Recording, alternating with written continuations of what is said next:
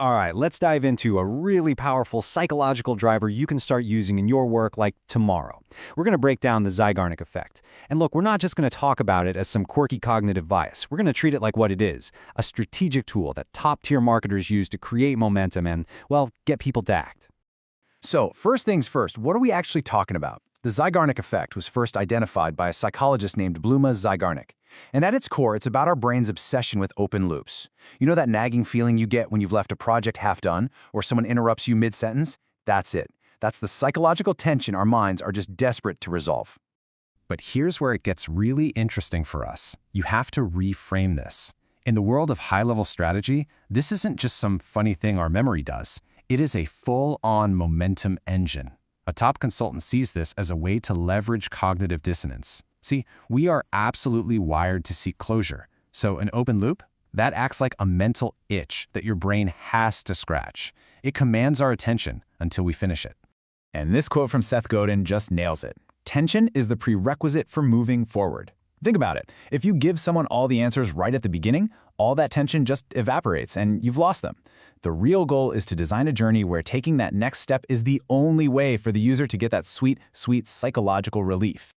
Okay, so let's get under the hood and see how this engine actually works. Because if you want to harness this power, you have to understand how to architect the open loop in the first place. So a great open loop is really built on three core pillars. First, you've got the incompleteness trigger. The second you start something, anything, your brain just goes on high alert. Then comes the sensation of anticipation. You're hoping for a good outcome, you're hoping for that reward, and that hope is what fuels your motivation. And finally, there's the mental weight. That unfinished task literally takes up valuable space in your head, what we call mental real estate, until it's done. All right, theory's great, but let's see how this actually gets built into practical applications. We'll start with how this gets woven into user experience design, and then we'll check out its role in seriously powerful storytelling.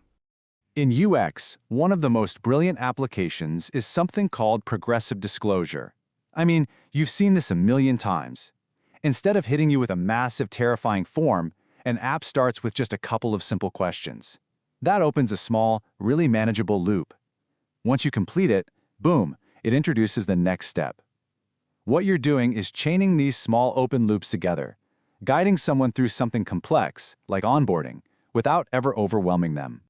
And you know what? World-class storytelling uses the exact same principle. The most obvious one is the hook. It's that crazy question or shocking statistic at the beginning of a video. It opens a loop that your brain just has to see closed, and that's what keeps you watching. Other cool techniques are things like telling a brand story that feels like it's still unfolding, basically inviting the audience to become part of the ending. Okay, time to get tactical. We've gone through the theory. This next part is your playbook. This is how you implement the Zeigarnik effect in your own work and turn these psychological ideas into actual, concrete actions. Seriously, this slide is your cheat sheet. Let's run through it. A progress bar that says you're 80% complete, that creates an almost physical need to get to 100%. A checklist with items still pending, that focuses all of the user's mental energy on what's left to do.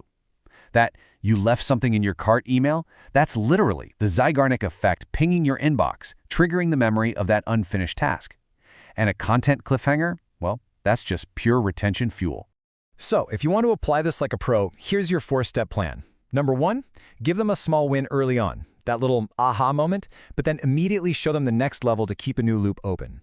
2, use interrupted storytelling. Don't tell your whole story in one ad. Break it up across different channels to make people search for the next piece. 3, gamify it. Use badges and streaks to reward people for closing loops.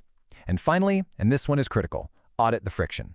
If the next step is too hard, the user's just going to give up to avoid the mental strain.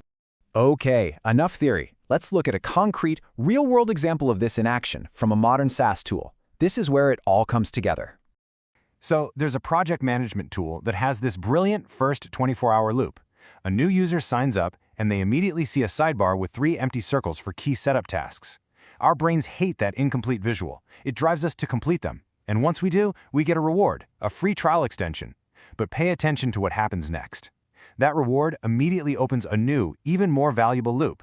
Now you have access to all these advanced features you haven't mastered yet. The journey just keeps going. It's genius. But, and this is a big but, this is a powerful tool. And like any powerful tool, if you use it wrong, it can backfire spectacularly. Real mastery means knowing not just what to do, but also what not to do. So the key question you have to ask yourself is this: where is the line? At what point does the psychological tension you're creating switch from being a helpful motivator to being a source of harmful annoyance that just drives people away? To stay on the right side of that line, you have to steer clear of 3 critical mistakes. First, the frustration threshold. If you open too many loops with no clear way to close them, you're not motivating, you're just annoying people. Second, unearned tension. Trying to create urgency around something the user doesn't even value is completely pointless. And third, muddled messaging. If your loop is confusing, its relevance just plummets, and the user is going to check out. Ultimately, using the Zeigarnik effect is all about architecting psychological value. And this quote from Rory Sutherland just perfectly sums it all up.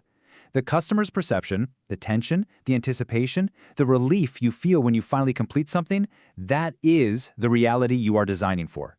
It's a fantastic reminder that what happens in the mind is every single bit as real as what happens in a factory.